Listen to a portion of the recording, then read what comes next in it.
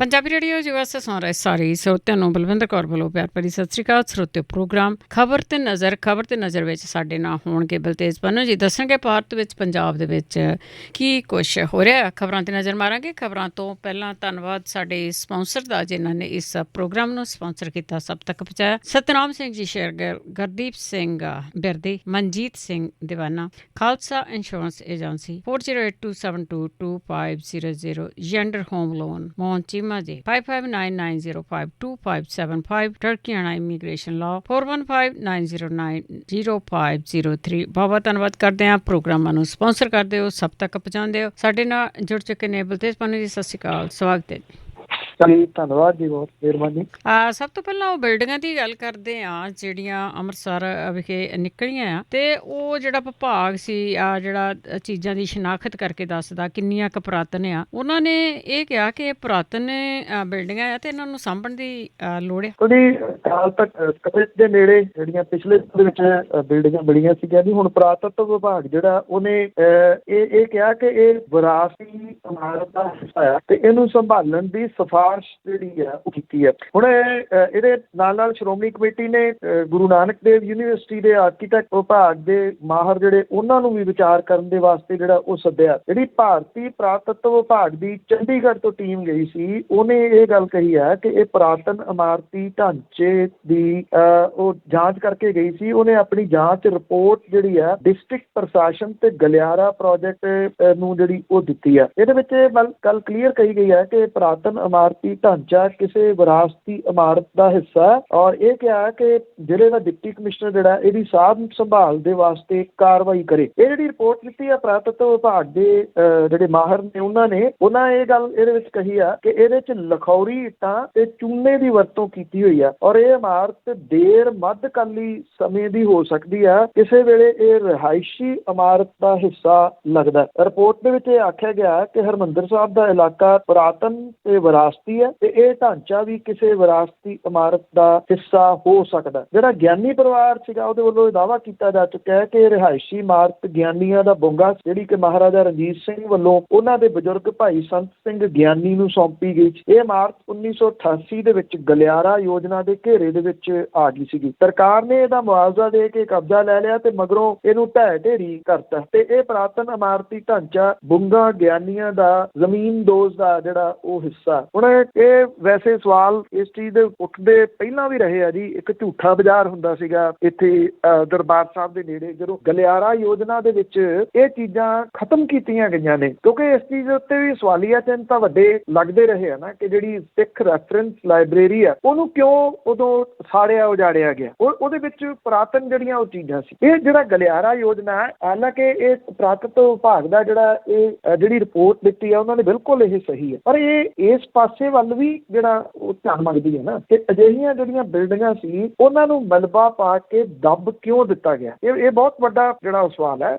ਇਸ ਪਾਸੇ ਵੱਲ ਕਿਸੇ ਦਾ ਅਜੇ ਧਿਆਨ ਜਿਹੜਾ ਉਹ ਨਹੀਂ ਗਿਆ। ਹੁਣ ਪੁਰਾਤਤਵ ਵਿਭਾਗ ਨੇ ਤਾਂ ਇਹ ਰਿਪੋਰਟ ਦੇਤੀ। ਵੇਖਦੇ ਹਾਂ ਕਿ ਸ਼੍ਰੋਮਣੀ ਗੁਰਦੁਆਰਾ ਪ੍ਰਬੰਧਕ ਕਮੇਟੀ ਇਹਦੀ ਸਾਂਭ ਸੰਭਾਲ ਦੇ ਵਾਸਤੇ ਕੀ ਯਤਨ ਕਰਦੀ ਔਰ ਇਹਨੂੰ ਸੰਭਾਲਦੀ ਵੀ ਆ ਜਾਂ ਜਿਹੜਾ ਜੀ ਉਹ ਨਹੀਂ ਤਾਂ ਅਦਰਵਾਈਜ਼ ਜੋ ਹਾਲਾਤ ਪੰਜਾਬ ਦੇ ਇਤਿਹਾਸਕ ਸਥਾਨਾਂ ਦੇ ਬਣ ਗਏ ਹੋਏ ਆ ਉਹ ਕਿਸੇ ਤੋਂ ਲੁਕੇ ਛਿਪੇ ਉਹ ਤੌਰ ਦੇ ਉੱਤੇ ਸਿਰਫ ਔਰ ਸਿਰਫ ਸੰਗਮਰਮਰ ਦੀਆਂ ਇਮਾਰਤਾਂ ਬਣ ਕੇ ਰਹਿ ਗਈਆਂ ਨੇ। ਪੁਰਾਤਨ ਚੀਜ਼ਾਂ ਤਾਂ ਉਹਦੇ ਚੋਂ ਬਿਲਕੁਲ ਮਲੀਆ ਮੇਟ ਕੀਤੀਆਂ ਜਾ ਚੁੱਕੀਆਂ। ਬਿਲਕੁਲ, ਜੇ ਲੋਕੀ ਹੁਣ ਵੀ ਨਾ ਉੱਠੇ ਨਾ ਬੋਲੇ ਤਾਂ ਪਤਾ ਨਹੀਂ ਇਹ ਕੀ ਕਰਨਗੇ। ਔਰ ਅੱਗੇ ਪੰਜਾਬ ਦੇ ਸਰਕਾਰੀ ਮੁਲਾਜ਼ਮਾਂ ਦੀ ਗੱਲ ਕਰਦੇ ਆ ਕਿ ਉਹਨਾਂ ਨੇ ਇੱਕ ਸਾਂਝੀ ਰੈਲੀ ਕੀਤੀ ਆ ਤੇ ਪੁਲਿਸ ਨੇ ਰੱਜ ਕੇ ਡਾਂਗ ਫੇਰੀ। ਦੇਖੋ, ਇਹ ਬੜੀ ਵੱਡੀ ਰੈਲੀ ਜਿਹੜੀ ਉਹ ਨਿਬੜੀ ਪਟਿਆਲੇ ਦੇ ਵਿੱਚ। ਪੰਜਾਬ ਤੇ ਯੂਟੀ ਮੁਲਾਜ਼ਮ ਤੇ ਪੈਨਸ਼ਨਰ ਸਾਂਝੇ ਫਰੰਟ ਦੀ ਇਹ ਰੈਲੀ ਸੀ, ਬਹੁਤ ਵੱਡੀ ਰੈਲੀ ਸੀ। ਔਰ ਨਾ ਸਿਰਫ ਕੈਪਟਨ ਸਰਕਾਰ ਦੇ ਇਸ ਕਾਰਜਕਾਲ ਬਲਕਿ ਮੁਲਾਜ਼ਮਾਂ ਦੇ ਸ਼ਹਿਰ ਵਜੋਂ ਜਾਣੇ ਜਾਂਦੇ ਪਟਿਆਲਾ ਦੇ ਵਿੱਚ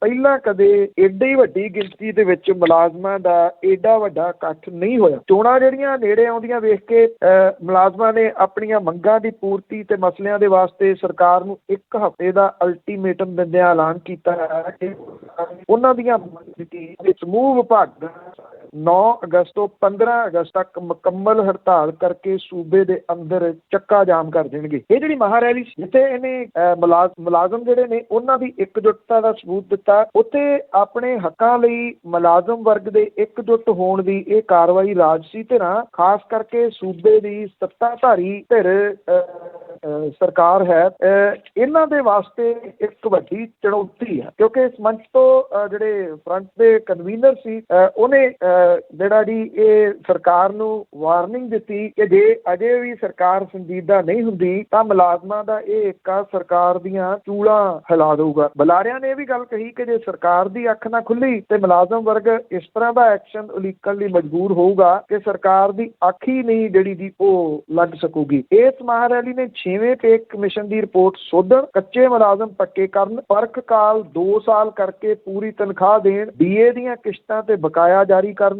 ਦੀਆਂ ਮੰਗਾਂ ਜਿਹੜੀਆਂ ਸੀਗੀਆਂ ਉਹ ਰੱਖੀਆਂ। ਇਹਦੇ ਵਿੱਚ ਮਹਿਲਾ ਮੁਲਾਜ਼ਮ ਵੀ ਬਹੁਤ ਵੱਡੀ ਗਿਣਤੀ ਦੇ ਵਿੱਚ ਜਿਹੜੀਆਂ ਸੀ ਉਹ ਸ਼ਾਮਲ ਹੋਈਆਂ। ਜਿਹੜਾ ਪ੍ਰੋਗਰਾਮ ਇਹਨਾਂ ਨੇ ਲਿਖਿਆ ਸੀਗਾ ਕਿ ਮੋਤੀ ਮਹਿਲ ਨੂੰ ਜਾ ਕੇ ਘੇਰਨਾ, ਪਰ ਇਹ ਜਿਹੜਾ ਪੈਦਲ ਮਾਰਚ ਕਰਦਾ ਹੋਇਆ 5 ਕਿਲੋਮੀਟਰ ਦਾ ਜਿਹੜਾ ਇਹਨਾਂ ਨੇ ਸਫ਼ਰ ਤੈਅ ਕੀਤਾ ਤਾਂ ਪੁਲਿਸ ਨੇ ਜਿਹੜਾ ਸੀਗਾ ਜਿਹੜੀ 10 ਜ਼ਿਲ੍ਹਿਆਂ ਤੋਂ ਬੁਲਾਈ ਹੋਈ ਵੱਡੀ ਗਿਣਤੀ ਦੇ ਵਿੱਚ ਪੁਲਿਸ ਫੋਰਸ ਸੀ, ਇਹਨੂੰ YPS ਚੌਂਕ ਦੇ ਵਿੱਚ ਘੇਰ ਲਿਆ। ਭਾਵੇਂ ਜਿਹੜੇ ਕਨਵੀਨਰ ਸੀ ਉਹਨਾਂ ਨੇ ਸ਼ਾਂਤ ਰਹਿਣ ਦਾ ਸੰਦੇਸ਼ ਦਿੱਤਾ, ਪਰ ਪੁਲਿਸ ਤੇ ਮੁਲਾਜ਼ਮਾਂ ਦੇ ਦਰਮਿਆਨ ਧੱਕਾ ਮੁੱਕੀ ਜਿਹੜੀ ਸ਼ੁਰੂ ਹੋਈ, ਖਿੱਚ ਧੂ ਸ਼ੁਰੂ ਹੋਈ। ਉਸ ਤੋਂ ਬਾਅਦ ਕੁਝ ਪੁਲਿਸ ਮੁਲਾਜ਼ਮਾਂ ਸਣੇ 4 ਜਣਿਆਂ ਦੀਆਂ ਪੱਗਾਂ ਜਿਹੜੀਆਂ ਸੀ ਉਹ ਉਤਰ ਗਈਆਂ। ਉਸ ਤੋਂ ਬਾਅਦ ਫਿਰ ਪੁਲਿਸ ਨੇ ਜਿਹੜੀ ਸੀ ਉਹ ਡਾਂਗ ਚੁੱਕੀ ਔਰ ਇਹਨਾਂ ਦੇ ਉੱਤੇ ਡਾਂਗ ਜਿਹੜੀ ਸੀ ਉਹ ਵਰਾਉਣੀ ਸ਼ੁਰੂ ਕੀਤੀ।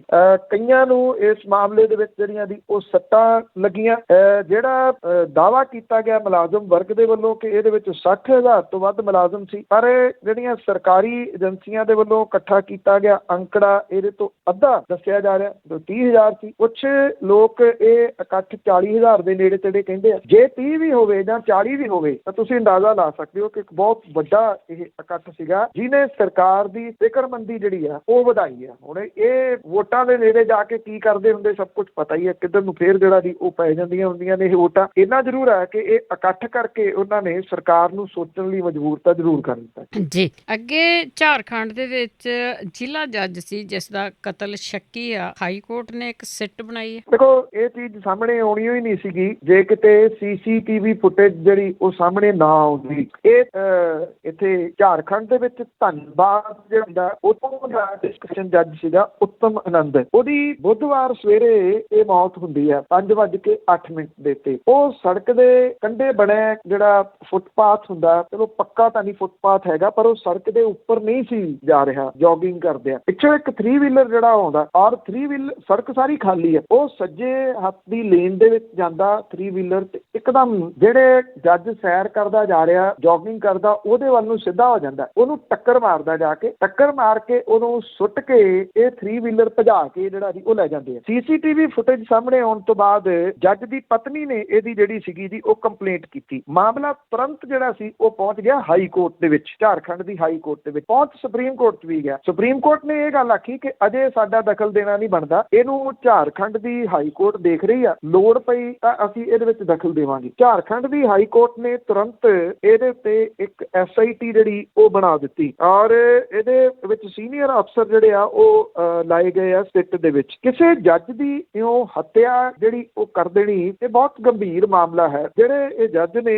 ਉੱਤਮ ਆਨੰਦ 1.5 ਘੰਟੇ ਦੇ ਕਰੀਬ ਉਹ ਸੜਕ ਦੇ ਉੱਤੇ ਜ਼ਖਮੀ ਹਾਲਤ ਦੇ ਵਿੱਚ ਪਏ ਰਹੇ। ਫਿਰ ਕੁਝ ਨੌਜਵਾਨਾਂ ਨੇ ਵੇਖਿਆ ਤੇ ਉਹ ਚੁੱਕ ਕੇ ਉਹਨੂੰ ਹਸਪੀਟਲ ਦੇ ਵਿੱਚ ਲੈ ਕੇ ਗਏ, ਪਰ ਕਿਉਂਕਿ ਬਲੀਡਿੰਗ ਜ਼ਿਆਦਾ ਹੋ ਗਈ, ਸਿਰ ਦੇ ਵਿੱਚ ਸੱਟ ਲੱਗੀ, ਉਹਨੂੰ ਬਚਾਇਆ ਨਹੀਂ ਜਿਹੜਾ ਉਹ ਜਾ ਸਕਿਆ। ਇਹ ਕਿਹਾ ਜਾ ਰਿਹਾ ਹੈ ਕਿ ਉੱਤਮ ਆਨੰਦ ਹੋਰਾਂ ਦੀ ਅਦਾਲਤ ਦੇ ਵਿੱਚ ਕੁਝ ਬਹੁਤ ਅਹਿਮ ਕੇਸ ਜਿਹੜੇ ਉਹ ਲੱਗੇ ਹੋਏ ਸੀਗੇ ਤੇ ਕੁਝ ਮਾਮਲਿਆਂ ਦੇ ਵਿੱਚ ਉਹਨਾਂ ਨੇ ਸਜ਼ਾਵਾਂ ਵੀ ਕੀਤੀਆਂ ਨੇ, ਉਹ ਸਖਤ ਜੱਜ ਇੱਕ ਮੰਨੇ ਜਾਂਦੇ ਸਨ। ਜਦੋਂ ਇਹ CCTV ਫੁਟੇਜ ਸਾਹਮਣੇ ਆਈ ਤਾਂ ਧੰਨਬਾਦ ਦੀ ਜਿਹੜੀ ਪੁਲਿਸ ਸੀ ਉਹਨੂੰ ਵੀ ਹੱਥਾਂ ਪੈਰਾਂ ਦੀ ਪੈ ਗਈ। ਤੁਰੰਤ ਜਿਹੜਾ ਸੀਗਾ ਜੀ ਉਹ ਇਹ 3 ਵੀਲਰ ਬਰਾਮਦ ਕਰ ਲਿਆ ਗਿਆ। ਇਹਦੇ ਬਾਰੇ ਪੁਲਿਸ ਕਹਿੰਦੀ ਆ ਚੋਰੀ ਹੋਇਆ 2 ਦਿਨ ਪਹਿਲਾਂ, ਇਹ ਘਟਨਾ ਵਾਪਰਨ ਤੋਂ 2 ਦਿਨ ਪਹਿਲਾਂ। ਇਹਨੂੰ ਚਲਾਉਣ ਵਾਲੇ ਜਿਹੜੇ 2 ਜਾਣੇ ਸੀਗੇ ਉਹਨਾਂ ਨੂੰ ਵੀ ਗ੍ਰਿਫਤਾਰ ਕਰ ਲਿਆ। ਇੱਕ ਤਾਂ ਇਹਦੇ ਵਿੱਚ ਲਖਨ ਕੁਮਾਰ ਵਰਮਾ ਹੈ, ਦੂਜਾ ਸੁਨਾਰ ਪੱਟੀ ਧੰਨਬਾਦ ਤੇ ਦੂਜਾ ਰਾਹੁਲ ਵਰਮਾ, ਇਹ ਵੀ ਸੁਨਾਰ ਪੱਟੀ ਧੰਨਬਾਦ ਜੋੜਾ ਪੋਖਰ ਦਾ ਰਹਿਣ ਵਾਲਾ। ਦੋਨਾਂ ਤੋਂ ਪੁੱਛ ਪੜਤਾਲ ਜਿਹੜੀ ਕੀਤੀ ਜਾ ਰਹੀ ਆ, ਪੁਲਿਸ ਨੇ ਇਹ ਵੀ ਗੱਲ ਆਖੀ ਆ ਕਿ ਇਹਨਾਂ ਦੇ ਵਿੱਚੋਂ ਇੱਕ ਨੇ ਆਪਣਾ ਗੁਨਾਹ ਜਿਹੜਾ ਉਹ ਕਬੂਲ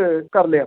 ਉਹਨੇ ਗੁਨਾਹ ਕਿਉਂ ਕੀਤਾ, ਇਹ ਜਿਹੜਾ ਉਹਦੇ ਕਤਲ ਦੇ ਪਿੱਛੇ ਕਾਰਨ ਜਿਹੜਾ ਉਹ ਕੀ ਸੀਗਾ, ਇਹ ਅਜੇ ਨਹੀਂ ਕੁਝ ਵੀ ਜਿਹੜਾ ਦੀ ਉਹ ਪਤਾ ਜੇ ਪੁਲਿਸ ਨੇ ਜਿਹੜਾ ਦੀ ਆਫੀਸ਼ੀਅਲੀ ਤੌਰ ਦੇ ਉੱਤੇ ਨਹੀਂ ਦੱਸਿਆ। ਜੇ ਕਿਤੇ ਸੀਸੀਟੀਵੀ ਕੈਮਰਾ ਨਾ ਹੁੰਦਾ, ਇਹ ਫੁਟੇਜ ਸਾਹਮਣੇ ਨਾ ਆਉਂਦੀ, ਤਾਂ ਇਹਨੂੰ ਇੱਕ ਮਹਿਜ਼ ਸੜਕ ਹਾਦਸੇ ਦਾ ਨਾਮ ਦੇ ਕੇ ਇੱਕ ਜੱਜ ਨੂੰ ਦੁਨੀਆ ਤੋਂ ਜਿਹੜਾ ਦੀ ਉਹ ਤੋੜ ਦਿੱਤਾ ਗਿਆ। ਪਹਿਲਾਂ ਵੀ ਇਸੇ ਤਰੀਕੇ ਦੇ ਨਾਲ ਇੱਕ ਅਹਿਮ ਸੁਣਵਾਈ ਕਰ ਰਹੇ ਜੱਜ ਜਿਨ੍ਹਾਂ ਦੀ ਮੌਤ ਹੋ ਗਈ ਸੀ, ਉਹ ਅੱਜ ਤੱਕ ਭੇਦ ਹੀ ਜਿਹੜਾ ਉਹ ਬਣਿਆ ਹੋਇਆ। ਇਹ ਚੰਗੀ ਗੱਲ ਹੈ ਕਿ ਹਾਈ ਕੋਰਟ ਨੇ, ਝਾਰਖੰਡ ਦੀ ਹਾਈ ਕੋਰਟ ਨੇ ਤੁਰੰਤ ਇਹਦੇ ਉੱਤੇ ਨੋਟਿਸ ਜਿਹੜਾ ਉਹ ਲਿਆ ਔਰ ਅਦਾਲਤ ਦੀ ਨਿਗਰਾਨੀ ਦੇ ਵਿੱਚ ਇਹ ਮਾਮਲਾ ਆ ਗਿਆ। ਨਹੀਂ ਤਾਂ ਪੁਲਿਸ ਨੇ ਇਹਨੂੰ ਹਾਦਸੇ ਦਾ ਨਾਮ ਦੇ ਕੇ ਹੁਣ ਨੂੰ ਕਹਾਣੀ ਜਿਹੜੀ ਆ ਉਹ ਨਿਬੇੜ ਦੇਣੀ। ਬਿਲਕੁਲ ਜੀ, ਅੱਗੇ ਵੀ ਬਹੁਤ ਕੁਝ ਕਰਦੇ ਰਹੇ ਆ। ਤੇ ਅੱਗੇ ਦਿੱਲੀ ਦੇ ਵਿੱਚ ਕਰੀਏ ਗੱਲ, ਜਿਹੜਾ ਪੁਲਿਸ ਮੁਖੀ ਆ ਉਹ ਨਵਾਂ ਨਿਯੁਕਤ ਕੀਤਾ ਗਿਆ, ਪਰ ਜਿਹੜੀ ਦਿੱਲੀ ਦੀ ਸਰਕਾਰ ਆ ਉਹਨਾਂ ਨੇ ਉਸ ਦੇ ਖਿਲਾਫ ਹੀ ਮਤਾ ਪਾਇਆ। ਉਹ ਜਿਹੜੀ ਇਹ CBI ਦੇ ਅਧਿਕਾਰੀ ਸੀਗਾ, 2 ਦਿਨ ਬਾਅਦ ਰਿਟਾਇਰ ਹੋਣਾ ਸੀਗਾ, ਰਕੇਸ਼ ਅਸਥਾਨਾ ਨੇ।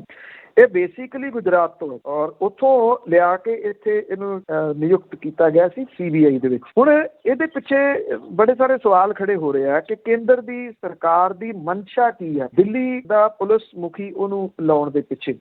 ਮਨਸ਼ਾ ਜ਼ਰੂਰ ਕੋਈ ਨਾ ਕੋਈ ਹੈਗੀ ਹੈ, ਨਹੀਂ ਤਾਂ ਅਦਰਵਾਈਜ਼ ਉਹਨੂੰ ਜਿਹੜਾ ਨਰਿੰਦਰ ਮੋਦੀ ਹੋਰਾਂ ਦੇ ਕਰੀਬ ਦੱਸਿਆ ਜਾਂਦਾ, ਉਹਨੂੰ ਲਿਆ ਕੇ ਦਿੱਲੀ ਦਾ ਪੁਲਿਸ ਮੁਖੀ ਲਾਉਣਾ ਇੱਕਦਮ ਉਹਦੀ ਰਿਟਾਇਰਮੈਂਟ ਤੋਂ ਪਹਿਲਾਂ ਉਹ ਸਵਾਲ ਤਾਂ ਖੜੇ ਕਰ ਰਿਹਾ। ਇਹ ਕਿਹਾ ਜਾ ਰਿਹਾ ਕਿ ਜਿਹੜਾ ਰਕੇਸ਼ ਅਸਥਾਨਾ ਹੋਰਾਂ ਨੂੰ ਜ਼ਿੰਮੇਵਾਰੀ ਦੇਣ ਦੇ ਪਿੱਛੇ ਜਿਹੜਾ ਕਾਂਗਰਸੀ ਆਗੂ ਰਾਹੁਲ ਗਾਂਧੀ ਦੇ ਵੱਲੋਂ ਸੰਸਦ ਭਵਨ ਦੇ ਕੋਲੇ ਟਰੈਕਟਰ ਲੈ ਕੇ ਜਾਣਾ, ਕਿਸਾਨ ਅੰਦੋਲਨ ਦੇ ਮਜ਼ਬੂਤ ਹੋਣਾ, ਇਹ ਕਾਰਨ ਜਿਹੜੇ ਉਹ ਮੰਨੇ ਜਾ ਰਹੇ ਆ। ਇਹ ਕਿਹਾ ਜਾ ਰਿਹਾ ਕਿ ਖੁਫੀਆ ਰਿਪੋਰਟਾਂ ਦੇ ਮੁਤਾਬਕ ਕਿਸਾਨ ਅੰਦੋਲਨ ਨੂੰ ਹੋਰ ਮਜ਼ਬੂਤੀ ਦੇ ਨਾਲ ਤੇਜ਼ ਕਰਨ ਤੇ ਲੰਬਾ ਹੋਣ ਕਰਕੇ ਉਹਦੇ ਨਾਲ ਨਜਿੱਠਣ ਦੇ ਵਾਸਤੇ ਦਿੱਲੀ ਪੁਲਿਸ ਦੇ ਅਧਿਕਾਰੀ ਕੋਈ ਰਣਨੀਤੀ ਨਹੀਂ ਉਲੀਕ ਸਕੇ। ਦਿੱਲੀ ਦੇ ਸਿਆਸੀ ਹਲਕਿਆਂ ਦੇ ਵਿੱਚ ਇਹ ਵੀ ਚਰਚਾ ਹੈ ਕਿ ਦਿੱਲੀ ਦੀ ਪੁਲਿਸ ਜਿਹੜੀ ਆ ਉਹ ਕਿਸਾਨਾਂ ਪ੍ਰਤੀ ਨਰਮ ਰੁਖ ਜਿਹੜਾ ਉਹ ਬਦਲੂਗੀ, ਕਿਉਂਕਿ ਕੇਂਦਰ ਸਰਕਾਰ ਦੀ ਸਥਿਤੀ ਜਿਹੜੀ ਆ ਉਹ ਹਾਸੋਹੀਣੀ ਹੋ ਰਹੀ ਹੈ। ਇਹ ਜਿਹੜਾ ਉਹ ਦੱਸਿਆ ਜਾ ਰਿਹਾ। ਉਧਰ ਜਿਹੜੀ ਦਿੱਲੀ ਦੀ ਸਰਕਾਰ ਹੈ ਉਹਨੇ ਇੱਕ ਮਤਾ ਜਿਹੜਾ ਵਿਧਾਨ ਸਭਾ ਦੇ ਵਿੱਚ ਪਾਸ ਕਰ ਦਿੱਤਾ ਔਰ ਅਸਥਾਨਾ ਦੀ ਨਿਯੁਕਤੀ ਨੂੰ ਜਿਹੜਾ ਇਹ ਕਿਹਾ ਕਿ ਇਹ ਨਿਯੁਕਤੀ ਰੱਦ ਕੀਤੀ ਜਾਵੇ। ਜਿਹੜੇ ਇੱਥੇ ਭਾਜਪਾ ਦੇ ਸੀਗੇ ਵਿਧਾਇਕ ਦਿੱਲੀ ਦੀ ਵਿਧਾਨ ਸਭਾ ਦੇ ਵਿੱਚ, ਰਾਮ ਨਿਵਾਸ ਗੋਇਲ ਨੇ ਜਿਹੜਾ ਸੀਗਾ ਤੇ ਵਿਜੇਂਦਰ ਗੁਪਤਾ, ਅਨਿਲ ਵਾਜਪਾਈ, ਉਹਨਾਂ ਨੂੰ ਬਾਹਰ ਕੱਢ ਦਿੱਤਾ ਕਿਉਂਕਿ ਉਹਨਾਂ ਨੇ ਉਲੰਘਣਾ ਜਿਹੜੀ ਸੀ ਉਹ ਕੀਤੀ ਦੱਸੀ ਜਾਂਦੀ ਹੈ ਜੀ। ਔਰ ਉਹਨਾਂ ਨੇ ਕੁਝ ਅਪਮਾਨਜਨਕ ਟਿੱਪਣੀਆਂ ਆਮ ਆਦਮੀ ਪਾਰਟੀ ਦੇ ਵਿਧਾਇਕਾਂ ਦੇ ਖਿਲਾਫ ਜਿਹੜੀਆਂ ਕੀਤੀਆਂ, ਹੋਰ ਤਾਂ ਬਸ ਜਿਹੜਾ ਵੀ ਉਹ ਚੱਲਦਾ ਨਹੀਂ ਸੀ, ਉਹਨਾਂ ਨੂੰ ਬਾਹਰ ਕੱਢ ਕੇ ਉੱਥੇ ਮਤਾ ਜਿਹੜਾ ਉਹ ਪਾਸ ਕੀਤਾ ਗਿਆ। ਹੁਣ ਇਹ ਅਹਿਮ ਜਿਹੜਾ ਉਹ ਰਹੂਗਾ ਕਿ ਜਿਹੜੇ ਦਿੱਲੀ ਪੁਲਿਸ ਮੁਖੀ ਲਾਇਆ, ਕਿਉਂਕਿ ਮਤਾ ਤਾਂ ਪਾਸ ਕਰ ਦਿੱਤਾ, ਇਸ ਮਤੇ ਦਾ ਬਹੁਤਾ ਕੁਝ ਹੋਣਾ ਨਹੀਂ। ਇਸ ਕਰਕੇ ਨਹੀਂ ਹੋਣਾ ਕਿ ਦਿੱਲੀ ਸਰਕਾਰ ਦੀਆਂ ਪਾਵਰਾਂ ਤਾਂ ਦਿੱਲੀ ਦੀ ਸਰਕਾਰ ਨੇ, ਕੇਂਦਰ ਵਾਲੀ ਸਰਕਾਰ ਨੇ ਪਹਿਲਾਂ ਹੀ ਕਾਨੂੰਨ ਬਣਾ ਕੇ ਖੋਲੀਆਂ ਹੋਈਆਂ ਨੇ। ਉਹ ਤਾਂ ਪਾਵਰਲੈਸ ਸਰਕਾਰ ਹੈ, ਉਹਦੇ ਕੋਲੇ ਕਤਰਨ ਦੇ ਵਾਸਤੇ ਜਾਂ ਜਿਹੜੀਆਂ ਕਿਸੇ ਕਿਸਮ ਦੀ ਕੋਈ ਪਾਵਰ ਛੱਡੀ ਹੋਈ ਨਹੀਂ। ਇਸੇ ਕਰਕੇ ਨਹੀਂ ਛੱਡੀ ਕਿ ਉਹ ਚੰਮਦੀਆਂ ਚਲਾਉਣੀਆਂ ਚਾਹੁੰਦੀ ਕੇਂਦਰ ਦੀ ਸਰਕਾਰ। ਜਿਹੜੇ ਉਂਝ ਜਦੋਂ ਲਾਇਆ ਜਾਂਦਾ ਤਾਂ ਘੱਟੋ ਘੱਟ ਦਿੱਲੀ ਸਰਕਾਰ ਦੀ ਉਹਦੇ ਵਿੱਚ ਹਾਮੀ ਜ਼ਰੂਰ ਭਰਾਈ ਜਾਂਦੀ ਹੈ। ਇਸ ਮਸਲੇ ਦੇ ਉੱਤੇ ਬੜੀ ਤੇਜ਼ੀ ਦੇ ਨਾਲ ਕਾਰਵਾਈ ਕਰਦੇ ਆ ਦਿੱਲੀ ਪੁਲਿਸ ਦਾ ਮੁਖੀ ਬਦਲਿਆ ਗਿਆ। ਜਿਵੇਂ ਮੈਂ ਤੁਹਾਨੂੰ ਦੱਸਿਆ ਕਿ ਇਹਦੇ ਪਿੱਛੇ ਕੁਛ ਨਾ ਕੁਛ ਤਾਂ ਜ਼ਰੂਰ ਰਿੱਝ ਰਿਹਾ ਕਿ ਕਿਹੜੇ ਕਾਰਨਾਂ ਕਰਕੇ ਉਹਨੂੰ ਲਿਆ ਕੇ ਇਸ ਵੇਲੇ ਇੱਥੇ ਫਿੱਟ ਕੀਤਾ ਗਿਆ ਤੇ ਉਹ ਆਉਣ ਵਾਲੇ ਦਿਨਾਂ ਦੇ ਵਿੱਚ ਕੀ ਕਰਦੇ ਆ, ਇਹ ਬੜਾ ਅਹਿਮ ਹੋਊਗਾ। ਜਦੋਂ ਲੋਕਾਂ ਨੂੰ ਫਿੱਟ ਕਰਦੇ ਆ ਉਹਦਾ ਮਤਲਬ ਹੀ ਹੁੰਦਾ ਹੈ ਜੀ ਕੁਛ। ਅੱਗੇ CBI ਜੋ ਵਜ਼ੀਫੇ ਘੁਟਾਲੇ ਦੇ ਵਿੱਚ ਜਾਂਚ ਕਰ ਰਹੀ ਆ, ਉਸਨੇ ਪੰਜਾਬ ਸਰਕਾਰ ਤੋਂ ਪੇਪਰ ਵਰਕ ਮੰਗਿਆ, ਪਰ ਫਿਰ ਸਰਕਾਰ ਹੈ ਜਿਹੜੀ ਉਹ ਟਾਲ ਮਟੋਲ ਕਰ ਰਹੀ। ਦੇਖੋ, ਇਸ ਮਾਮਲੇ ਦੇ ਉੱਤੇ ਸਰਕਾਰ ਕਸੂਤੀ ਘਿਰੂਗੀ। ਜਦੋਂ ਇਹਨਾਂ ਨੇ ਆਪਣੇ IAS ਅਫਸਰਾਂ ਦੇ ਕੋਲੋਂ ਇਹਦੀ ਜਾਂਚ ਕਰਵਾ ਲਈ, ਜਾਂਚ ਦੇ ਵਿੱਚ ਇਹ ਪਾਇਆ ਗਿਆ ਕਿ ਵਜ਼ੀਫਾ ਘੁਟਾਲਾ ਹੋਇਆ। ਸਾਧੂ ਸੁਭਾਅ ਵਾਲੇ ਧਰਮਸੋਤ ਨੇ ਕਰੋੜਾਂ ਰੁਪਏ ਦਾ ਘੁਟਾਲਾ ਜਿਹੜਾ ਜੀ ਉਹ ਕੀਤਾ। ਉਦੋਂ ਇਸ ਜਾਂਚ ਦੇ ਵਿੱਚ ਸਿੱਧਮ ਸਿੱਧਾ ਆਖਿਆ ਗਿਆ, ਮੁੱਖ ਮੰਤਰੀ ਸਾਹਿਬ ਨੇ ਕਲੀਨ ਚਿੱਟ ਰੱਖੀ ਹੁੰਦੀ ਆ, ਉਹ ਕਲੀਨ ਚਿੱਟ ਜਿਹੜੀ ਉਹ ਦੇਤੀ ਝੱਟ ਦੇਣੀ ਕੱਢ ਕੇ। ਸਾਧੂ ਧਰਮਸੋਤ ਨੂੰ ਵੀ ਕੋਈ ਲੋੜ ਨਹੀਂ, ਇਹ ਬਿਲਕੁਲ ਉਹਨੇ ਜਿਹੜਾ ਉਹ ਠੀਕ ਕੀਤਾ। ਇਸ ਮਾਮਲੇ ਦੇ ਉੱਤੇ ਕਿਰਪਾ ਸ਼ੰਕਰ ਸਰੋਜ ਨੇ ਇਹ ਜਾਂਚ ਜਿਹੜੀ ਉਹ ਕੀਤੀ ਸੀ। 64 ਕਰੋੜ ਰੁਪਏ ਦੇ ਕਰੀਬ ਦਾ ਘੁਟਾਲਾ ਹੋਣ ਦੇ ਤੱਥ ਸਾਹਮਣੇ ਲਿਆਂਦੇ ਸੀਗੇ ਔਰ ਸਰਕਾਰ ਨੇ ਇਸ ਮਾਮਲੇ ਦੇ ਉੱਤੇ ਕੋਈ ਕਾਰਵਾਈ ਨਹੀਂ ਕੀਤੀ ਔਰ ਜਿਹੜੇ ਸ਼ੰਕਰ ਸਰੋਜ ਸੀਗੇ ਉਹ ਲਾਂਭੇ ਹੋ ਗਏ ਇਸ ਅਹੁਦੇ ਤੋਂ, ਜਿਹੜਾ ਦੀ ਉਹ ਲਾਂਭੇ ਹੋ ਗਏ IAS ਅਫਸਰ ਨੇ ਕਿ ਜਦੋਂ ਸੁਣਨੀਆਂ ਹੀ ਨਹੀਂ ਤਾਂ ਫਿਰ ਕੀ ਜਿਹੜਾ ਦੀ ਉਹ ਆਈਡੀਆ। ਹੁਣ ਇਹ ਚਲੇਗੀ CBI ਨੂੰ ਜਾਂਚ। ਜਿਹੜੀ ਸੂਬਾ ਸਰਕਾਰ ਹੈ ਉਹ ਲੋੜੀਂਦੇ ਦਸਤਾਵੇਜ਼ ਦੇਣ ਦੇ ਉੱਤੇ ਵਿਚਾਰ ਤਾਂ ਕਰ ਰਹੀ ਹੈ। ਪੰਜਾਬ ਸਰਕਾਰ ਦਾ ਇੱਕ ਸੀਨੀਅਰ ਅਧਿਕਾਰੀ ਜਿਹੜਾ ਜੀ ਉਹ ਕਹਿੰਦਾ ਕਿ ਕੇਂਦਰ ਸਰਕਾਰ ਦੇ ਵੱਲੋਂ ਦਿੱਤੀਆਂ ਜਾਂਦੀਆਂ ਗ੍ਰਾਂਟਾਂ ਸੰਬੰਧੀ ਜੇ ਕੋਈ ਜਾਂਚ ਏਜੰਸੀ ਜਾਣਕਾਰੀ ਜਾਂ ਦਸਤਾਵੇਜ਼ ਮੰਗਦੀ ਹੈ ਤੇ ਸਰਕਾਰ ਨੂੰ ਝਿਜਕ ਨਹੀਂ, ਐਕਚੁਅਲੀ ਝਿਜਕ ਨਹੀਂ ਉਹ ਦੇਣੇ ਪੈਣੇ ਆ। ਪਰ ਇਹ ਕਿਹਾ ਕਿ ਹਾਲ ਦੀ ਘੜੀ CBI ਦੇ ਵੱਲੋਂ ਭੇਜਿਆ ਗਿਆ ਜਿਹੜਾ ਚਿੱਠੀ ਆ ਉਹ ਸੂਬਾ ਸਰਕਾਰ ਨੂੰ ਮਿਲੀ ਨਹੀਂ। ਇਹ ਕਿਹਾ ਕਿ CBI ਦੀ ਚਿੱਠੀ ਮਿਲਣ ਤੋਂ ਬਾਅਦ ਕਾਨੂੰਨੀ ਪੱਖ ਤੋਂ ਵਿਚਾਰ ਕੇ ਫੈਸਲਾ ਜਿਹੜਾ ਉਹ ਲਿਆ ਜਾਊਗਾ।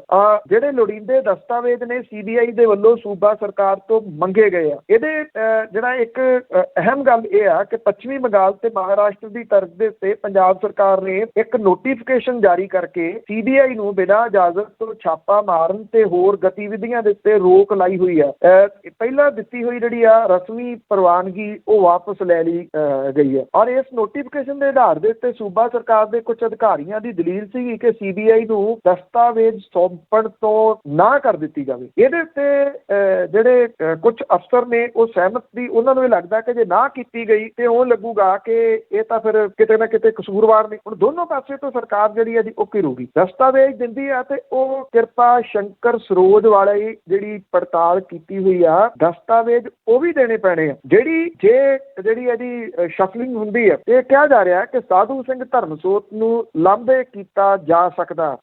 ਜਿਹੜੇ ਇਸ ਮੰਤਰੀ ਮੰਡਲ ਦੇ ਵਿੱਚੋਂ ਉਹ ਲਾਂਭੇ ਕਰਕੇ ਇਸ ਕਰਕੇ ਨਹੀਂ ਕਿ ਉਹਨੇ ਇਹਦੇ ਵਿੱਚ ਘੁਟਾਲੇ 'ਚ ਕੋਈ ਸ਼ਾਮਲ ਹੈ, ਉਹ ਇਸ ਕਰਕੇ ਜਿਹੜਾ ਵੀ ਹੋ ਸਕਦਾ ਕਿ ਸਰਕਾਰ ਦੀ ਹੋਰ ਕਿਰਕਰੀ ਜਿਹੜੀ ਉਹ ਨਾ ਹੋਵੇ। ਪਤਾ ਹੈ ਸਭ ਨੂੰ ਕਿ ਉਹਨੇ ਇਸ ਮਾਮਲੇ ਦੇ ਵਿੱਚ ਅੜਿੱਕੇ ਤਾਂ ਜਿਹੜਾ ਆ ਜਾਣਾ, ਕਿਉਂਕਿ ਸਹੀ ਪੁੱਛੋ ਨਾ ਦੀ ਉਸ ਬੰਦੇ ਨੇ ਉਸ ਮੰਤਰੀ ਨੇ ਲੁੱਟ ਮਚਾਈ ਪਈ ਹੈ। ਚੁਫੇਰੇ ਜਿਹੜਾ ਜੰਗਲਾਤ ਮਹਿਕਮਾ ਵੀ ਉਹਦੇ ਕੋਲੇ ਆ। ਜਿੱਥੇ ਮਰਜ਼ੀ ਤੁਸੀਂ ਲਾ ਲਓ ਹਰੇਕ ਜਗ੍ਹਾ ਦੇ ਉੱਤੇ ਰੁੱਖ ਅੰਨ੍ਹੇਵਾਹ ਵਢਾ ਰਿਹਾ। ਕਾਗਜ਼ਾਂ ਦੇ ਵਿੱਚ ਜਿਹੜੇ ਰੁੱਖ ਲੱਗੇ ਆ ਉਹ ਕਿੱਥੇ ਲੱਗੇ ਆ ਦਿਸਦੇ ਨਹੀਂ ਕਿਤੇ। ਤੇ ਸਰਕਾਰ ਨੂੰ ਕਿਹੜਾ ਦੀਦਾ ਨਹੀਂ, ਸਭ ਕੁਝ ਪਤਾ ਇਹਨਾਂ ਨੂੰ। ਅੱਗੇ ਪ੍ਰਸ਼ਾਂਤ ਕਿਸ਼ੋਰ ਦੀ ਗੱਲ ਕਰੀਏ ਤਾਂ ਉਸਨੂੰ ਕਾਂਗਰਸ ਦੇ ਵਿੱਚ ਸ਼ਾਮਲ ਕਰਨ ਦੇ ਲਈ ਵਿਚਾਰ ਕੀਤੀ ਜਾ ਰਹੀ ਹੈ। ਦੇਖੋ ਪ੍ਰਸ਼ਾਂਤ ਕਿਸ਼ੋਰ ਜਿਹੜਾ ਦੀ ਉਹ ਨੀਤੀ ਘਾੜਾ ਔਰ ਜਿਹੜੀਆਂ ਸਿਆਸੀ ਧਿਰਾਂ ਨੇ ਉਹਨਾਂ ਦੇ ਕੋਲੇ ਅੱਜ ਕੱਲ ਬਹੁਤਾ ਕੁਝ ਰਿਹਾ ਨਹੀਂ, ਇਸ ਕਰਕੇ ਉਹ ਨੀਤੀ ਘਾੜਿਆਂ ਦੇ ਉੱਤੇ ਹੀ ਡਿਪੈਂਡ ਹੋ ਗਈਆਂ। ਉਂਝ ਵੈਸੇ ਕਿਸੇ ਨੂੰ ਇਹ ਲੱਗਦਾ ਹੋਵੇ ਕਿ ਬੜੀ ਚੇਂਜਸ ਜਿਹੜੀ ਉਹ ਆ ਰਹੀ ਹੈ ਪੰਜਾਬ ਕਾਂਗਰਸ ਦੇ ਵਿੱਚ, ਪੰਜਾਬ ਸਰਕਾਰ ਦੇ ਵਿੱਚ ਨਵਜੋਤ ਸਿੰਘ ਸਿੱਧੂ ਹੋਰੀ ਲਗਾਤਾਰ ਕੈਪਟਨ ਅਮਰਿੰਦਰ ਸਿੰਘ ਹੋਰਾਂ ਦੇ ਉੱਤੇ ਹਮਲਾਵਰ ਨੇ। ਇਹ ਜਿੰਨੀ ਇਬਾਰਤ ਹੈ ਇਹ ਸਾਰੀ ਪ੍ਰਸ਼ਾਂਤ ਕਿਸ਼ੋਰ ਦੀ ਹੀ ਚੱਲ ਰਹੀ ਹੈ ਕਿ ਹੁਣ ਜਿਹੜੀ ਕਾਂਗਰਸ ਆ ਉਹ ਸੁੱਟ ਦੇਵੇ ਸਾਰਾ ਕੁਝ ਕੈਪਟਨ ਅਮਰਿੰਦਰ ਸਿੰਘ ਹੋਰਾਂ ਦੇ ਉੱਤੇ ਕਿ ਸਾਨੂੰ ਤਾਂ ਪਤਾ ਹੀ ਨਹੀਂ ਲੱਗਿਆ ਉਹ ਕੀ ਕਰਦੇ ਰਹੇ ਆ, ਉਹਨਾਂ ਨੇ ਚੰਮ ਦੀਆਂ ਚਲਾਈਆਂ। ਹੁਣ ਨਵਜੋਤ ਸਿੰਘ ਸਿੱਧੂ ਹੋਰਾਂ ਨੂੰ ਮੂਹਰੇ ਲਿਆਂਦਾ ਜਾਊਗਾ ਤੇ ਕਾਂਗਰਸ ਇਹ ਕਹੂਗੀ ਜਿਹੜੇ ਗਲਤ ਹੋਇਆ ਨਾ ਇਹਨੂੰ ਅਸੀਂ ਹੁਣ 5 ਸਾਲਾਂ 'ਚ ਠੀਕ ਕਰਕੇ ਜਿਹੜਾ ਵੀ ਉਹ ਦੱਸਾਂਗੇ। ਇਹ ਇਬਾਰਤ ਉਹਦੀ ਹੋਈ ਹੈ ਸਾਰੀ ਲਿਖੀ ਹੋਈ। ਘਰ ਘਰ ਨੌਕਰੀ ਕੈਪਟਨ ਨੇ ਸਹੁੰ ਚੁੱਕੀ, ਘਰ ਘਰ ਨੌਕਰੀ ਪੱਕੀ, 4 ਹਫ਼ਤਿਆਂ 'ਚ ਨਸ਼ਿਆਂ ਦਾ ਲੱਕ ਤੋੜ ਦਿਆਂਗੇ, ਗੁਟਕਾ ਚੁੱਕ ਕੇ ਸਹੁੰ ਚੁਕਾ ਲਓ। ਇਹ ਸਾਰੀਆਂ ਪ੍ਰਸ਼ਾਂਤ ਕਿਸ਼ੋਰ ਦੀਆਂ ਦੇਣ ਸਨ। ਵੈਸੇ ਇੱਕ ਗੋਲੂ ਅਕਾਲੀ ਦਲ ਵੀ ਲੈ ਆਇਆ, ਉਹ ਵੀ ਕਰਨਾਟਕਾ ਤੋਂ ਲਿਆ ਕੇ ਉਹਦੀਆਂ ਨੀਤੀਆਂ ਦੇ ਉੱਤੇ ਅਮਲ ਜਿਹੜਾ ਜੀ ਉਹ ਕਰੂਗਾ। ਉਹ ਕਿੰਨਾ ਸਕਸੈਸਫੁਲ ਹੁੰਦਾ ਉਹ ਬਾਅਦ ਵਾਲੀ ਗੱਲ। ਪਰ ਇਹ ਕਿਹਾ ਜਾ ਰਿਹਾ ਹੁਣ ਕਿ ਰਾਹੁਲ ਗਾਂਧੀ ਦੇ ਵੱਲੋਂ ਕਾਂਗਰਸ ਦੇ ਸੀਨੀਅਰ ਨੇਤਾਵਾਂ ਦੇ ਨਾਲ ਮੀਟਿੰਗ ਕਰਕੇ ਇਸ ਗੱਲ ਦੇ ਉੱਤੇ ਚਰਚਾ ਕੀਤੀ ਗਈ ਆ ਕਿ ਚੋਣ ਰਣਨੀਤੀਕਾਰ ਜਿਹੜਾ ਪ੍ਰਸ਼ਾਂਤ ਕਿਸ਼ੋਰ ਹੈ ਕਿ ਉਹਨੂੰ ਜੇ ਕਾਂਗਰਸ ਦੇ ਵਿੱਚ ਹੀ ਲੈ ਲਿਆ ਜਾਵੇ ਤਾਂ ਉਹ ਕਾਂਗਰਸ 'ਚ ਫਿੱਟ ਬਹਿੰਦਾ ਹੈ ਕਿ ਨਹੀਂ। ਇਹ ਵੀਡੀਓ ਕਾਨਫਰੰਸਿੰਗ ਦੇ ਰਾਹੀਂ ਜਿਹੜੀ ਮੀਟਿੰਗ ਹੈ ਕੀਤੀ ਗਈ ਆ, ਜਿਹਦੇ 'ਚ ਕਮਲਨਾਥ, ਮਲਕਰਜਨ ਖੜਗੇ, AK ਐਂਟਨੀ, ਅਜੇ ਮਾਕਨ, ਆਨੰਦ ਸ਼ਰਮਾ, ਹਰੀਸ਼ ਰਾਵਤ, ਅੰਬਿਕਾ ਸੋਨੀ, KC ਵੇਣੂਗੋਪਾਲ, ਉਹਨਾਂ ਦੇ ਨਾਲ ਇਸ ਮਾਮਲੇ ਦੇ ਉੱਤੇ ਚਰਚਾ ਜਿਹੜੀ ਉਹ ਕੀਤੀ ਗਈ ਆ। ਇਹ ਆਖਿਆ ਗਿਆ ਕਿ ਪ੍ਰਸ਼ਾਂਤ ਕਿਸ਼ੋਰ ਦੇ ਨਾਲ ਰਾਹੁਲ ਗਾਂਧੀ ਦੀ ਮੀਟਿੰਗ ਦੇ ਡਿਟੇਲ ਜਿਹੜੀ ਆ ਉਹ ਸੀਨੀਅਰ ਨੇਤਾਵਾਂ ਦੇ ਨਾਲ ਸਾਂਝੀ ਕੀਤੀ ਗਈ ਆ ਔਰ ਪ੍ਰਸ਼ਾਂਤ ਕਿਸ਼ੋਰ ਦੇ ਵੱਲੋਂ ਆਪਣੀ ਭੂਮਿਕਾ ਸਣੇ ਕਾਂਗਰਸ ਪਾਰਟੀ ਲਈ ਇੱਕ ਖਰੜਾ ਤਿਆਰ ਕੀਤਾ ਗਿਆ। ਕਿਹਾ ਜਾ ਰਿਹਾ ਹੈ ਕਿ ਜਿਹੜਾ ਮੀਟਿੰਗ ਦੇ ਵਿੱਚ ਇੱਕ ਸੀਨੀਅਰ ਨੇਤਾ ਜਿਹੜਾ ਸ਼ਾਮਲ ਸੀ ਉਹ ਇਹ ਕਹਿੰਦਾ ਹੈ ਕਿ ਰਾਹੁਲ ਗਾਂਧੀ ਨੇ ਪ੍ਰਸ਼ਾਂਤ ਕਿਸ਼ੋਰ ਨੂੰ ਬਾਹਰੋਂ ਸਿਰਫ ਇੱਕ ਸਲਾਹਕਾਰ ਦੀ ਬਜਾਏ ਪਾਰਟੀ 'ਚ ਸ਼ਾਮਲ ਕਰਨ ਦੀ ਸੰਭਾਵਨਾ ਦੇ ਬਾਰੇ ਗੱਲਬਾਤ ਕੀਤੀ ਹੈ ਔਰ ਉਹਨੇ ਇਹਦੇ ਨਫੇ ਨੁਕਸਾਨ ਬਾਰੇ ਚਰਚਾ ਕਰਦਿਆਂ ਸੁਝਾਅ ਲਏ ਆ ਔਰ ਮੀਟਿੰਗ ਦੇ ਵਿੱਚ ਬਹੁਤੇ ਜਿਹੜੇ ਆਗੂ ਨੇ ਉਹਨਾਂ ਨੇ ਇਸ ਗੱਲ ਦੀ ਹਮਾਇਤ ਕੀਤੀ ਆ ਕਿ ਪ੍ਰਸ਼ਾਂਤ ਕਿਸ਼ੋਰ ਪਾਰਟੀ ਲਈ ਵਧੀਆ ਜਿਹੜਾ ਸਾਬਤ ਹੋ ਸਕਦਾ। ਹਾਲਾਂਕਿ ਉਹਦੇ ਇਹਦੇ ਵਿੱਚ ਰੋਲ ਜਿਹੜਾ ਦੀ ਉਹ ਕੀ ਰਹੂਗਾ ਉਹਦੇ ਉੱਤੇ ਜਿੰਦਾ ਕੁੰਡਾ ਲਾ ਕੇ ਰੱਖਣ ਦੀ ਗੱਲ ਵੀ ਇਹਨਾਂ ਨੇਤਾਵਾਂ ਨੇ ਜਿਹੜੀ ਆ ਉਹ ਆਖੀ ਆ। ਉਹ ਕਹਿੰਦੇ ਕਿ ਇਹ ਉਹ ਸਮਾਂ ਜਦੋਂ ਨਵੀਆਂ ਰਣਨੀਤੀਆਂ ਤੇ ਵਿਚਾਰ ਜਿਹੜੇ ਉਹ ਅਪਣਾ ਜਾਣੇ ਚਾਹੀਦੇ ਆ। ਬਹੁਤੇ ਆਗੂ ਇਹ ਵੀ ਕਹਿੰਦੇ ਆ ਕਿ ਪ੍ਰਸ਼ਾਂਤ ਕਿਸ਼ੋਰ ਨੂੰ ਪਾਰਟੀ 'ਚ ਸ਼ਾਮਲ ਕਰਨ ਦਾ ਕੋਈ ਨੁਕਸਾਨ ਨਹੀਂਗਾ। ਤਾਂ ਇਹ ਐਕਚੁਅਲੀ ਕੀ ਹੈ ਕਿ ਤੁਸੀਂ ਇਹ ਕਹਿ ਲਓ ਕਿ ਜਿਹੜੀਆਂ ਰਾਜਨੀਤਿਕ ਪਾਰਟੀਆਂ ਨੇ, ਚਾਹੇ ਉਹ ਸੂਬਿਆਂ ਦੀਆਂ ਨੇ ਤੇ ਚਾਹੇ ਮੁਲਕ ਦੀ ਹੈ, ਸਾਰੀਆਂ ਪਾਰਟੀਆਂ ਦਾ ਇੱਕੋ ਜਿਹਾ ਹਾਲ ਹੋ ਗਿਆ, ਇਸ਼ੂਲੈਸ ਹੋ ਗਈਆਂ ਨੇ। ਕਿਉਂਕਿ ਜਦੋਂ ਤੁਹਾਡਾ ਮਕਸਦ ਸਿਰਫ ਸੱਤਾ ਹਾਸਲ ਕਰਨਾ ਹੋ ਜੇ ਫਿਰ ਉਦੋਂ ਇਸ਼ੂਲੈਸ ਹੋ ਜਾਂਦਾ, ਜਿਹਦੇ ਵਿੱਚੋਂ ਲੋਕ ਮਨਫੀ ਹੋ ਜਾਂਦੇ ਆ। ਕੋਈ ਸਮਾਂ ਹੁੰਦਾ ਸੀਗਾ ਜਦੋਂ ਇਸ ਸਿਆਸਤ ਦੇ ਵਿੱਚ ਉਹ ਲੋਕ ਆਇਆ ਕਰਦੇ ਸਨ ਜਿਹੜੇ ਲੋਕਾਂ ਦੀ ਸੇਵਾ ਕਰਨੀ ਚਾਹੁੰਦੇ ਸੀ, ਉਹ ਤਾਂ ਹੁਣ ਸਾਰਾ ਕੁਝ ਖਤਮ ਹੋ ਗਿਆ। ਜਦੋਂ ਚੋਣਾਂ ਜਿੱਤਣੀਆਂ, ਚੋਣਾਂ ਇੱਕ ਧੰਦਾ ਬਣ ਗਿਆ ਤੇ ਉਦੋਂ ਫਿਰ ਅਜਿਹੇ ਰਣਨੀਤੀਕਾਰਾਂ ਦੀ ਜ਼ਰੂਰਤ ਜਿਹੜੀ ਆ ਉਹ ਮਹਿਸੂਸ ਹੋਣ ਲੱਗੀ। ਜੀ ਬਿਲਕੁਲ, ਕੋਈ ਕੰਮ ਸਾਡੇ ਲਈ ਕਰਦਾ ਹੈ। ਤਾਂ ਅੱਗੇ ਗੱਲ ਕਰਦੇ ਹਾਂ, ਚੱਕਰ ਦੇ ਵਿੱਚ ਜੰਮੀ ਪਈ ਸਿਮਰਨਜੀਤ ਕੌਰ ਜੋ ਮੁੱਕੇਬਾਜ਼ੀ ਕਰਦੀ ਆ, ਓਲੰਪਿਕ ਵਿੱਚ ਗਈ ਆ, ਪਿੰਡ ਨੂੰ ਵੀ ਉਸ ਦੇ ਉੱਤੇ ਮਾਣ ਆ ਤੇ ਪੰਜਾਬੀਆਂ ਨੂੰ ਵੀ ਉਸ ਤੇ ਆਸ ਵੱਜੀ ਆ। ਸੋ ਸਿਮਰਨਜੀਤ ਕੌਰ ਜਿਹੜੀ ਆ ਇਹ ਚੱਕਰ ਪਿੰਡ ਦੇ ਵਿੱਚ ਬਣੀ ਬਾਕਸਿੰਗ ਅਕੈਡਮੀ ਉੱਥੋਂ ਦੀ ਉਪਜ ਆ ਜੀ। ਉਦੋਂ ਮੈਂ ਬੜੀ ਛੋਟੀ ਜਿਹੀ ਹੁੰਦੀ ਨੂੰ ਜਿਹੜਾ ਉਹ ਦੇਖਿਆ ਹੋਇਆ, ਜਿਹੜੇ ਅਜਮੇਰ ਸਿੰਘ ਸਿੱਧੂ ਉਹਨਾਂ ਦਾ ਇੱਕ ਸੁਪਨਾ ਸੀਗਾ ਬਹੁਤ ਵੱਡਾ ਕਿ ਜਦੋਂ ਮੁੱਕੇਬਾਜ਼ ਦੇ ਤੌਰ ਦੇ ਉੱਤੇ ਪੰਜਾਬ ਚੋਂ ਕੋਈ ਜਾਵੇ ਤੇ ਉਹ ਚੱਕਰ ਦੀ ਅਕੈਡਮੀ ਦਾ ਹੋਵੇ। ਕੋਈ ਸੋਚ ਸਕਦਾ ਹੈ ਕਿ ਪੰਜਾਬ ਦੇ ਇੱਕ ਪਿੰਡ ਦੇ ਵਿੱਚ ਅਜਿਹੀ ਅਕੈਡਮੀ ਚੱਕਰ ਵਾਲਿਆਂ ਨੇ ਸਥਾਪਿਤ ਕੀਤੀ ਆ। ਇਹਦੇ ਵਿੱਚ ਸਿੱਧੂ ਪਰਿਵਾਰ ਦਾ ਬਹੁਤ ਵੱਡਾ ਯੋਗਦਾਨ ਹੈ। ਅਜਮੇਰ ਸਿੰਘ ਸਿੱਧੂ ਹੋਰੀ ਦੁਨੀਆ ਦੇ ਵਿੱਚ ਨਹੀਂ ਰਹੇ, ਕੁਝ ਸਾਲ ਪਹਿਲਾਂ ਉਹਨਾਂ ਦੀ ਕੈਂਸਰ ਦੇ ਨਾਲ ਮੌਤ ਹੋ ਗਈ, ਪਰ ਉਹਨਾਂ ਦੇ ਪਰਿਵਾਰ ਦੇ ਵੱਲੋਂ ਬੜੀਆਂ ਵੱਡੀਆਂ ਪਿਰਤਾਂ ਜਿਹੜੀਆਂ ਉਹ ਪਾਈਆਂ ਗਈਆਂ ਨੇ। ਜਦੋਂ ਉਹਨਾਂ ਦੇ ਪਿਤਾ ਦੀ ਡੈਥ ਹੋਈ ਸੀ ਤਾਂ ਉਹਨਾਂ ਨੇ ਆਪਣੇ ਜਿਹੜੇ ਮੁੰਡਿਆਂ ਨੂੰ ਜ਼ਮੀਨ ਵੰਡ ਕੇ ਕੁਝ ਜ਼ਮੀਨ ਪਿੰਡ ਨੂੰ ਦੇ ਦਿੱਤੀ ਸੀ ਕਿ ਇਹ ਪਿੰਡ ਦਾ ਵੀ ਇਹਦੇ ਉੱਤੇ ਜਿਹੜਾ ਉਹ ਹੱਕ ਬਣਦਾ। ਉੱਥੇ ਹੀ ਇਹ ਅਕੈਡਮੀ ਜਿਹੜੀ ਸਥਾਪਿਤ ਕੀਤੀ ਗਈ। ਚੱਕਰ ਪਿੰਡ ਕਿਸੇ ਦਾ ਗੇੜਾ ਲੱਗਿਆ ਹੋਵੇ, ਕਿਸੇ ਨੇ ਦੇਖਿਆ ਹੋਵੇ ਤੇ ਉੱਥੇ ਜਾ ਕੇ ਤੁਹਾਨੂੰ ਲੱਗਦਾ ਨਹੀਂ ਕਿ ਪੰਜਾਬ ਦਾ ਕੋਈ ਪਿੰਡ ਹੈ। ਐਸੇ ਸ਼ਾਨਦਾਰ ਤਰੀਕੇ ਦੇ ਨਾਲ ਇਸ ਪਿੰਡ ਨੂੰ ਡਿਵੈਲਪ ਕੀਤਾ ਹੋਇਆ ਔਰ ਉੱਥੇ ਸੀਚੇਵਾਲ ਮਾਡਲ ਜਿਹੜਾ ਉਹ ਚੱਲਦਾ। ਕਿਸੇ ਛੱਪੜ ਨਹੀਂ ਕੋਈ ਗੰਦਾ ਹੈਗਾ, ਨਾਲੀ ਕੋਈ ਨਹੀਂ ਹੈਗੀ, ਨਜਾਇਜ਼ ਕਬਜ਼ੇ ਨਹੀਂ ਹੈਗੇ, ਕੇਸ ਨਹੀਂ ਹੈਗੇ। ਜਿਹੜੇ ਅਜਮੇਰ ਸਿੰਘ ਸਿੱਧੂ ਹੋਰਾਂ ਨੇ ਜਦੋਂ ਸਟਾਰਟਿੰਗ ਕੀਤੀ ਹੈ ਚੱਕਰ ਦੇ ਵਿੱਚ ਕੰਮ ਕਰਾਉਣ ਦੀ, ਤਾਂ ਉਹਨਾਂ ਨੇ ਸਭ ਤੋਂ ਪਹਿਲਾਂ ਬਹਿ ਕੇ ਕਿਹਾ ਕਿ ਸਾਰੇ ਕੇਸ ਜਿਹੜੇ ਵਾਪਸ ਕਰਾਓ, ਦੁਸ਼ਮਣੀਆਂ ਖਤਮ ਕਰੋ। ਉੱਥੋਂ ਫਿਰ ਇਹ ਸਾਰਾ ਕੁਝ ਪੋਜ਼ਿਟਿਵ ਨਿਕਲਣਾ ਸ਼ੁਰੂ ਹੋਇਆ। ਚੱਕਰ ਦੇ ਵਿੱਚ ਜਿਹੜੀ ਬਾਕਸਿੰਗ ਦੀ ਅਕੈਡਮੀ ਬਣਾਈ ਗਈ, ਉਹਦੇ ਵਿੱਚ ਜਿਹੜੇ ਨਾਮਵਰ ਕੋਚ ਨੇ ਉਹਨਾਂ ਨੇ ਕੋਚਿੰਗ ਦਿੱਤੀ। ਸਿਮਰਨਜੀਤ ਕੌਰ ਨੇ ਆਪਣੀ ਲਿਆਕਤ ਦਾ, ਆਪਣੀ ਮੁੱਕੇਬਾਜ਼ੀ ਦਾ ਲੋਹਾ ਪਹਿਲਾਂ ਵੀ ਮਨਵਾਇਆ ਇੱਥੇ ਵੱਖ-ਵੱਖ ਮੁਕਾਬਲਿਆਂ ਦੇ ਵਿੱਚ। ਹੁਣ ਸਿਮਰਨਜੀਤ ਜਿਹੜੀ ਆ ਉਹ ਓਲੰਪਿਕ ਦੇ ਵਿੱਚ ਗਈ ਹੋਈ ਆ। ਚੱਕਰ ਪਿੰਡ ਦੀ ਔਰ ਪੰਜਾਬ ਦੀ ਉਹ ਪਹਿਲੀ ਜਿਹੜੀ ਬਾਕਸਰ ਹੈ ਜਿਹੜੀ ਕਿ ਓਲੰਪਿਕ ਤੱਕ ਪਹੁੰਚ ਗਈ ਹੈ ਔਰ ਉਹਦੇ ਜਿਹੜੇ ਮੁਕਾਬਲੇ ਨੇ 57 ਤੋਂ 60 ਕਿਲੋ ਵਾਲੇ ਵਰਗ ਦੇ ਵਿੱਚ ਉਹਦੀ ਥਾਈਲੈਂਡ ਦੇ ਬਾਕਸਰ ਦੇ ਖਿਲਾਫ ਪਹਿਲਾ ਮੁਕਾਬਲਾ ਜਿਹੜਾ ਦੀ ਉਹ ਖੇਡੂਗੀ। ਚੱਕਰ ਪਿੰਡ ਦੇ ਵਿੱਚ ਵੀ ਪੂਰਾ ਉਤਸ਼ਾਹ ਆ, ਪੰਜਾਬ ਦੇ ਵਿੱਚ ਪੂਰਾ ਉਤਸ਼ਾਹ ਆ, ਕਿਉਂਕਿ ਚੱਕਰ ਪਿੰਡ ਦੇ ਬਹੁਤ ਵੱਡੀ ਗਿਣਤੀ ਦੇ ਵਿੱਚ ਲੋਕ ਜਿਹੜੇ ਆ ਉਹ ਵਿਦੇਸ਼ਾਂ ਦੇ ਵਿੱਚ ਰਹਿੰਦੇ ਆ ਤੇ ਸਿੱਧੂ ਪਰਿਵਾਰ ਦਾ ਤਾਂ ਯੋਗਦਾਨ ਹੈ, ਪਿੰਡ ਵਾਲਿਆਂ ਦਾ ਵੀ ਇਹਦੇ ਵਿੱਚ ਮੁਕੰਮਲ ਯੋਗਦਾਨ ਹੈ। ਖਾਸ ਤੌਰ ਦੇ ਉੱਤੇ ਪ੍ਰਵਾਸੀ ਜਿਹੜੇ ਨੇ ਚੱਕਰ ਪਿੰਡ ਦੇ ਜਿਹੜੇ ਵਸਨੀਕ ਨੇ, ਹਰੇਕ ਦਾ ਇਹਦੇ ਵਿੱਚ ਯੋਗਦਾਨ ਹੈ ਉਸ ਪਿੰਡ ਨੂੰ ਇੱਥੋਂ ਤੱਕ ਲਿਆਉਣ ਦੇ ਵਾਸਤੇ ਔਰ ਉੱਥੇ ਅਜਿਹੀ ਇੱਕ ਅਕੈਡਮੀ ਜਿਹੜੀ ਉਹ ਸਥਾਪਿਤ ਕਰਨ ਦੇ ਵਾਸਤੇ। ਆਈ ਥਿੰਕ ਜਿਹੜੀ ਸਿਮਰਨਜੀਤ ਆ ਉਹਦਾ ਬਾਕਸਿੰਗ ਦੇ ਰਿੰਗ ਦੇ ਵਿੱਚ ਐਂਟਰ ਕਰ ਜਾਣਾ ਇਹ ਚੱਕਰ ਦੀ ਬਾਕਸਿੰਗ ਅਕੈਡਮੀ ਦੀ ਪ੍ਰਾਪਤੀ ਹੋਊਗੀ। ਮੁਕਾਬਲੇਬਾਜ਼ੀ ਜਿਹੜੀ ਆ ਉਹ ਬਾਅਦ ਵਾਲੀ ਗੱਲ ਰਹੂਗੀ। ਬਿਨਾਂ ਇੱਕ ਦੀਵਾਨੀ ਸਰਕਾਰਾਂ ਤੋਂ ਲਏ ਤੋਂ ਇਸ ਪਿੰਡ ਨੂੰ ਉਹਨਾਂ ਨੇ ਇਹ ਦਿੱਖ ਦਿੱਤੀ, ਬਿਨਾਂ ਸਰਕਾਰ ਤੋਂ ਦੀਵਾਨੀ ਲਏ ਤੋਂ ਉਹ ਬਾਕਸਿੰਗ ਦੀ ਇਸ ਅਕੈਡਮੀ ਨੂੰ ਸ਼ਾਨਦਾਰ ਤਰੀਕੇ ਦੇ ਨਾਲ ਅੱਜ ਵੀ ਜਿਹੜਾ ਦੀ ਉਹ ਚਲਾ ਰਹੇ ਆ। ਇਸੇ ਅਦਾਰੇ ਦੀ ਇੱਕ ਜਿਹੜੀ ਸਟੂਡੈਂਟ ਵੀ ਆ ਅਵਨੀਤ ਸਿੱਧੂ, ਉਹ ਓਲੰਪਿਕ ਦੇ ਵਿੱਚ ਤਗਮਾ ਜਿੱਤ ਕੇ ਜਿਹੜਾ ਅਦਾਰੇ ਦਾ ਮਾਣ ਵਧਾ ਚੁੱਕੀ ਹੋਈ ਆ ਔਰ ਹੁਣ ਜਿਹੜੀਆਂ ਸਾਰੀਆਂ ਨਿਗਾਹਾਂ ਨੇ ਉਹ ਸਿਮਰਨਜੀਤ ਦੇ ਉੱਤੇ ਲੱਗੀਆਂ ਰਹਿਣਗੀਆਂ ਕਿ ਉਹ ਚੱਕਰ ਪਿੰਡ ਪੰਜਾਬ ਤੇ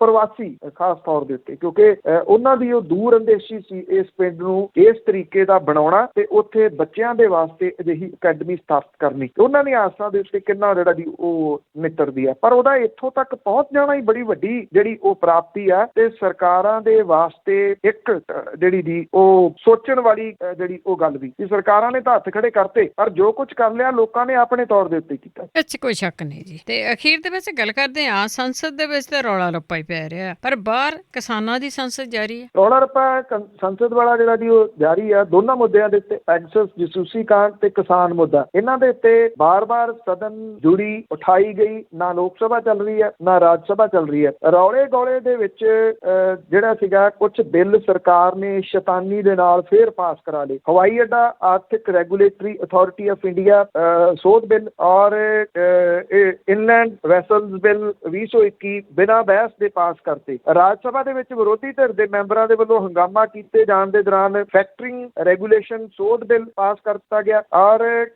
ਜਿਹੜਾ ਮੁਲਤਵੀ ਫਿਰ ਕਾਰਵਾਈ ਜਿਹੜੀ ਸੀ ਉਹ ਕਰ ਦਿੱਤੀ ਗਈ। ਰੌਲਾ ਰੱਪਾ ਜਿਹੜਾ ਉਸੇ ਤਰੀਕੇ ਨਾਲ ਪੈ ਰਿਹਾ। ਸਰਕਾਰ ਵਿਰੋਧੀ ਧਿਰ ਦਾ ਸਾਹਮਣਾ ਨਹੀਂ ਕਰ ਪਾ ਰਹੀ। ਅਸਲ ਦੇ ਵਿੱਚ ਜਿਹੜੀ ਕਹਾਣੀ ਇਹ ਹੈ ਕਿਉਂਕਿ ਉਹਨੂੰ ਪਤਾ ਹੈ ਕਿ ਉਹ ਪੈਗਾਸਸ ਮਾਮਲੇ ਦੇ ਉੱਤੇ ਵੀ ਘਿਰ ਰਹੀ ਆ ਬੁਰੇ ਤਰੀਕੇ ਦੇ ਨਾਲ। ਖੇਤੀ ਕਾਨੂੰਨਾਂ ਵਾਲੇ ਮਾਮਲੇ ਦੇ ਉੱਤੇ ਵੀ ਉਹਦੀ ਜਵਾਬਦੇਹੀ ਜਿਹੜੀ ਆ ਉਹ ਨਿੱਲ ਹੈ, ਜਵਾਬਦੇਹੀ ਹੈ ਹੀ ਨਹੀਂ ਉਹਦੇ ਕੋਲ। ਦੂਜੇ ਪਾਸੇ ਜਿਹੜੀ ਕਿਸਾਨ ਸੰਸਦ ਹੈ ਉਹ ਇੱਕ ਕਿਸਮ ਦੇ ਨਾਲ ਇੱਕ ਇਤਿਹਾਸ ਸਿਰਜ ਰਹੀ ਹੈ। ਸ਼ਾਂਤਮਈ ਤਰੀਕੇ ਦੇ ਨਾਲ 6ਵੇਂ ਦਿਨ ਜਿਹੜੇ ਅਨੁਸ਼ਾਸਨ ਦੀ ਤੌਰ ਦੇ ਉੱਤੇ ਵੀ ਜਿਹੜੀ ਇਹ ਕਾਰਵਾਈ 6ਵੇਂ ਦਿਨ ਨੇਪਰੇ ਚੜੀ। ਭਾਰੀ ਮੀਂਹ ਪਿਆ, ਇਹਦੇ ਬਾਵਜੂਦ 200 ਕਿਸਾਨ ਜਾਂਦੇ ਨੇ, ਰੋਜ਼ ਵੱਖਰੇ ਹੁੰਦੇ ਆ ਤੇ ਉੱਥੇ ਜਾ ਕੇ ਸੰਸਦ ਜਿਹੜੀ ਉਹ ਲਾਉਂਦੇ ਆ। 50 ਬੁਲਾਰਿਆਂ ਨੇ ਇਹਦੇ ਵਿੱਚ ਹਿੱਸਾ ਲਿਆ। ਇਹਦੇ ਵਿੱਚ ਸਪੀਕਰ ਥਾਪਿਆ ਜਾਂਦਾ, ਡਿਪਟੀ ਸਪੀਕਰ ਥਾਪਿਆ ਜਾਂਦਾ, ਉੱਥੇ ਮੰਤਰੀ ਜਿਹੜੇ ਆ ਉਹ ਥਾਪੇ ਜਾਂਦੇ ਆ। ਕੱਲ ਜਿਹੜੀ ਬਹਿਸ ਹੋਈ ਉਹਦੇ ਵਿੱਚ ਜਿਹੜੇ ਕੰਟਰੈਕਟ ਫਾਰਮਿੰਗ ਹੈ, ਠੇਕਾ ਖੇਤੀ ਕਾਨੂੰਨ ਉਹ ਇਸ ਸੰਸਦ ਦੇ ਵਿੱਚ ਰੱਦ ਕੀਤੇ ਗਏ। ਖੇਤੀਬਾੜੀ ਮੰਤਰੀ ਜਿਹੜੇ ਨੇ ਨਰਿੰਦਰ ਸਿੰਘ ਤੋਮਰ ਪਿਛਲੇ ਦਿਨੀ ਕਹਿੰਦੇ ਸੀ ਇਹ ਕੋਈ ਸੰਸਦ ਥੋੜੀ ਹੈ, ਸੰਸਦ ਤਾਂ ਚੁਣੇ ਹੋਏ ਲੋਕਾਂ ਦੀ ਹੁੰਦੀ ਹੈ। ਪਰ ਖੇਤੀਬਾੜੀ ਮੰਤਰੀ ਇੱਕ ਗੱਲ ਭੁੱਲ ਰਹੇ ਆ, ਚੁਣੇ ਹੋਏ ਲੋਕਾਂ ਦੀ ਹੁੰਦੀ ਸੰਸਦ ਬਿਲਕੁਲ ਠੀਕ ਆ, ਪਰ ਉਹਨੂੰ ਲੋਕ ਚੁਣਦੇ ਆ। ਉਹ ਲੋਕ ਜਦੋਂ ਉਹਨਾਂ ਨੂੰ ਲੱਗਦਾ ਕਿ ਸਰਕਾਰਾਂ ਉਹਨਾਂ ਦੀ ਗੱਲ ਨਹੀਂ ਸੁਣ ਰਹੀਆਂ, ਸਰਕਾਰਾਂ ਦੀ ਜਿਹੜੀ ਸੰਸਦ ਉਹਨਾਂ ਨੇ ਚੁਣੀ ਸੀ ਉਹਦੇ ਵਿੱਚ ਉਹਨਾਂ ਦੀ ਗੱਲ ਨਹੀਂ ਹੋ ਰਹੀ, ਤੇ ਫਿਰ ਲੋਕ ਆਪਣੀ ਸੰਸਦ ਜਿਹੜੀ ਉਹ ਲਾਉਂਦੇ ਆ ਨਾ। ਜਦੋਂ ਕਿਤੇ ਇਤਿਹਾਸ ਜਿਹੜਾ ਉਹ ਲਿਖਿਆ ਜਾਊਗਾ ਇਹ ਚੀਜ਼ਾਂ ਇਤਿਹਾਸ ਦਾ ਇੱਕ ਪਾਰਟ ਬਣ ਗਈਆਂ। ਇਸ ਕਿਸਮ ਦੇ ਨਾਲ ਕਿਸਾਨਾਂ ਨੇ ਆਪਣੀ ਇੱਕ ਬਰਾਬਰ ਦੀ ਸੰਸਦ ਚਲਾਈ ਤੇ ਉਹਦੇ ਵਿੱਚ ਜਿਹੜੀ ਬਹਿਸ ਹੈ ਉਹਦੇ ਇੱਕ ਨਵੇਂ ਮੁਕਾਮ ਜਿਹੜੇ ਉਹ ਸੈੱਟ ਕੀਤੇ। ਜੀ ਬਿਲਕੁਲ ਇਤਿਹਾਸ ਲਿਖਿਆ ਜਾਊ। ਬਹੁਤ ਬਹੁਤ ਧੰਨਵਾਦ ਬਲਤੇਜ ਪੰਨੂ ਜੀ। ਮਿਹਰਬਾਨੀ ਜੀ, ਧੰਨਵਾਦ ਜੀ, ਸਤਿ ਸ਼੍ਰੀ ਅਕਾਲ। ਸਤਿ ਸ਼੍ਰੀ ਅਕਾਲ ਜੀ। ਤੇ ਸਰੋਤਿਓ ਇਹ ਸਨ ਬਲਤੇਜ ਪੰਨੂ ਜੋ ਸਾਡੇ ਨਾਲ ਜੁੜਦੇ ਨੇ, ਕਰਦੇ ਨੇ ਖਬਰਾਂ। ਇਸੇ ਦੇ ਨਾਲ ਸਾਡਾ ਅੱਜ ਦਾ ਬੁਲੇਟਿਨ ਇੱਥੇ ਸਮਾਪਤ। ਬਲਵਿੰਦਰ ਕੌਰ ਵੱਲੋਂ ਵੀ ਆਪ ਸਭ ਨੂੰ ਹੀ ਸਤਿ ਸ਼੍ਰੀ ਅਕਾਲ।